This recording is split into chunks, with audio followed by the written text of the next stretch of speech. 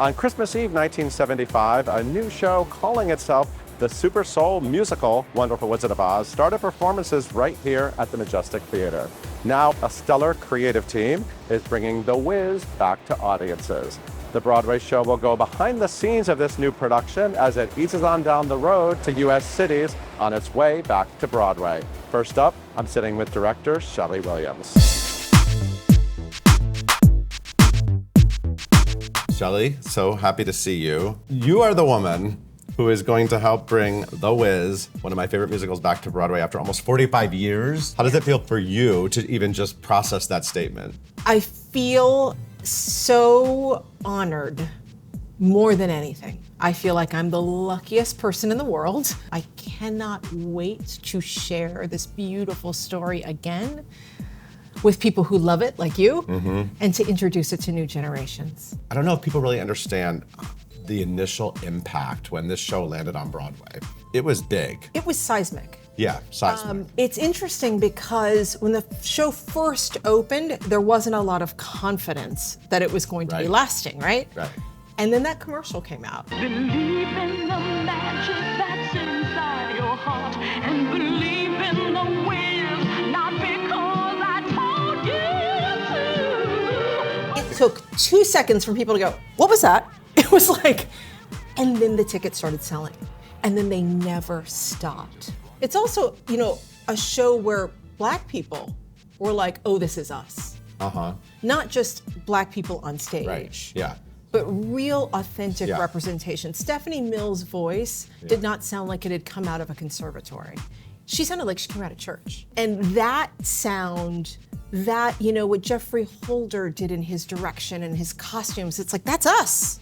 George Faison's choreography showed the world that Black bodies can do all kinds of things. It was the first time, I saw contemporary dance on Black bodies. A real elevation of what I had seen. I was so happy for Soul Train and seeing that growing up on TV. I knew that we could do that. I didn't know we could do that.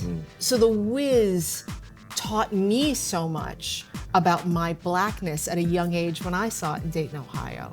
And then I saw what looked to me like a little girl, although she was older than me. I mean, I was 6, 7 years old when I saw it. But I saw myself. And although we went to go see all the touring shows, it's the first time I saw me on stage. And that was exciting. Many Broadway creatives have tried to bring the musical, originally seeped in 70s soul culture, back to Broadway without crossing the finish line. But Williams is confident that now is the perfect time for the WIZ to return. Many years have passed. We're in a different point in the world. How are you what's your entry point for a vision for this new production? My entry point are my two girls. I have a 13-year-old and a 12-year-old. And when I started the show a couple years ago, I kept thinking about what are they looking to see when they see Dorothy?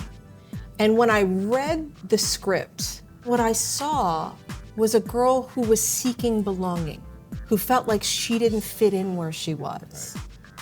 And she gets put on an adventure where she has to go beyond her comfort zone. And she finds her tribe. And every person that she finds is a little quirky. And they're all kind of seeking their own sense of belonging. And they have challenges that they face. And they have to face their fears and they have to overcome. And then they meet someone who's like, I can fix everything for you. Right? But what they realize is they have to solve their own problems. They have to be brave. They have to learn how to rely on each other. And at the end of the story, she learns that she must believe in herself. And she is exactly where she needs to be. And she has exactly what she needs to have.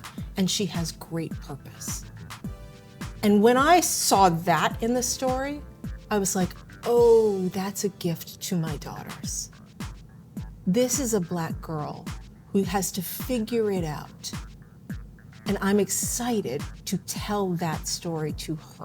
You know, one of the things that we've changed about the production in the way that it's traditionally been done is that the Scarecrow, Lion, and Tin Man, it was really important for me that they were her peers. Usually they're like her uncles, right? Right. But I wanted her to navigate the world with her friends.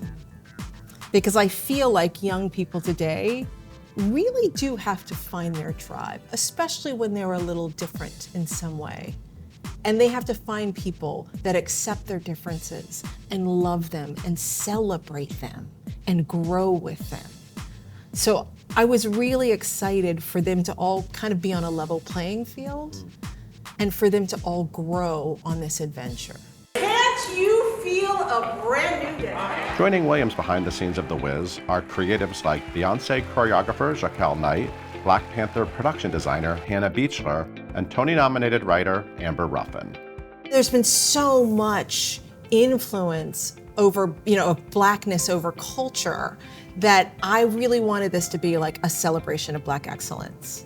And I wanted the show to look timeless, to feel timeless. I wanted every generation who comes to see it to see themselves inside it and to see the incredible impact that Blackness has had on culture. So you're gonna hear different musical styles, you're gonna see fashion that kind of gleans from all of these different periods of time. And I'm really excited to show that broad, vast of impact, that Blackness has had on culture. So what was it like assembling your new cast? I know this is a show everybody wants to be in.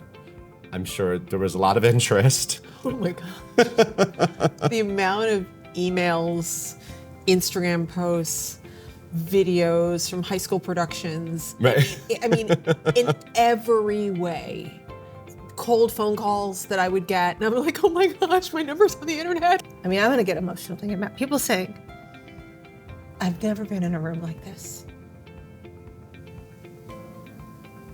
Me looking at the room and going, when I started auditioning 32 years ago, I was one of 3 in the room and knew all 3 of us weren't gonna get the job.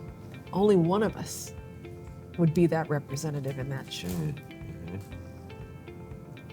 It is that I will never forget. I'll never forget Jaquel's first audition for, auditioning dancers for a Broadway show. And him going, the talent here, the people who flew in from all over the country. What about running an audition room with a Black creative team, and this is an all-Black company? Yeah. These are rare opportunities. I've been in this business for 32 years. I never had that. I never walked into a room and saw a creative team telling a story about my culture that looked like me. And that was not lost on anyone in that room. And just, you could see the hope, the awesomeness of what we were about to do, that we were looking, I always think about auditions as, you're gonna be my dream come true, right? Yeah. I was an actor for so long, and all I wanted to do was be someone's dream come true. And people would come in and they would look at a room where everyone looked like them. And they knew that they weren't going for 1 slot, maybe 2. They knew that they authentically had opportunities to fully be themselves in that space, and it would be respected, it would be cherished, it was wanted, fully wanted. If I ever felt that way, I might still have been performing. And bringing it to Broadway is the goal, and there have been many productions in my time over the last 30 years that have tried to reboot The Wiz. This feels like this might be the one with the special dust on it, Glinda's special fairy dust.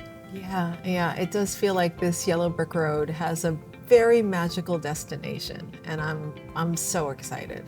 The pre-Broadway tour of The Wiz starts September 23rd at Baltimore's Hippodrome Theater, the exact spot the show first premiered 48 years ago.